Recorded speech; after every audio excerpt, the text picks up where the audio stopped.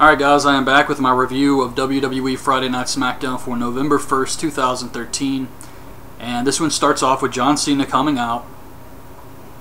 And like I said previously, I think having John Cena as the world champion could be good for SmackDown. Because now they may actually start to give more of a shit about SmackDown, and we can get some better SmackDowns out of this. So Cena comes out, he's still doing his Thuganomics thing, he even rapped a little bit. And he's talking about how he's the world champion, if you want some, come get some, and the real Americans come out. And he pretty much just buries them. He says Jack Swagger looks like Biff from Back to the Future, which he does. And he starts talking about Cesaro's nipples again, and how Zeb Coulter looks like Yosemite Sam or something.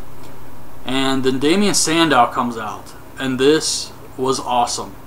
He says John Cena is handed everything. And from this point on, his sole purpose in life is to rid the WWE of the John Cena era. And after hearing that, Damien Sandow just became my new favorite wrestler.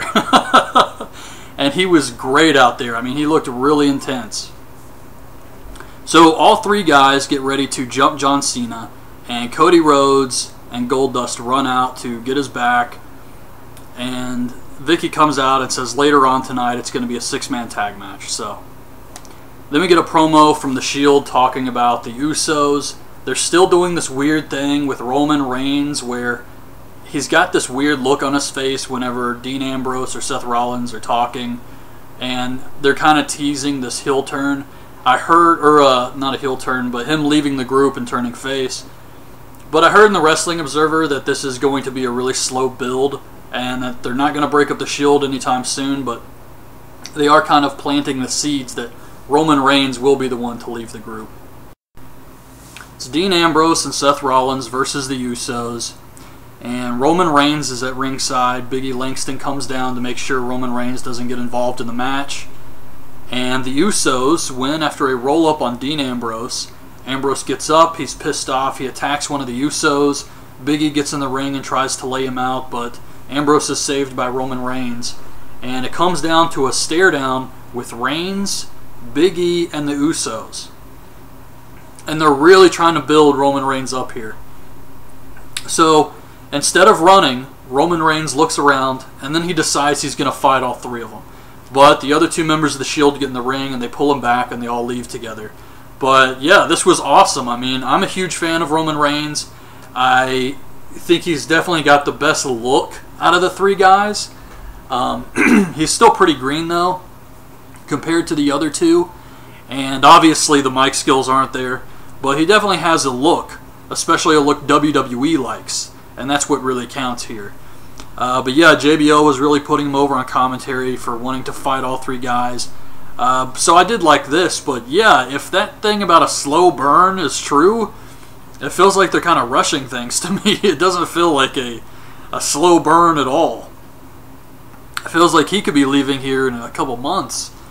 But what happens next? We get the Primetime Players versus the Bray Wyatt family. The Wyatts cut a promo on the Titantron, and then poof, they teleport into the ring. And this was pretty good. Titus O'Neil got some offense in, but other than that, they really just got squashed by the Wyatts. Luke Harper hits a clothesline on Titus for the win. And afterwards, Bray Wyatt gets in the ring. He lays out Darren Young with his sister Abigail. They do the follow the buzzards thing, and that was it. But I actually read a comment on my Hell in a Cell review video. I can't remember who said it. I apologize for that. I'll have to look it up, and I'll mention who said it here when I come back. But they said that the devil Bray Wyatt is referring to could be Paul Heyman, because Heyman referred to himself as the devil at Hell in a Cell. Now, I think that would be terrible, because if Heyman is involved, it's kind of like Bray Wyatt isn't the leader. And that's his whole thing. He's like this evil cult leader. He has to be in charge. And he doesn't need a mouthpiece. He is the mouthpiece, and he's damn good. So I do not think the Wyatts need Heyman. I think if they were paid to attack Daniel Bryan and CM Punk by Triple H as a way to keep them in line or something like that, that would be much better. But putting Heyman with them is definitely not necessary.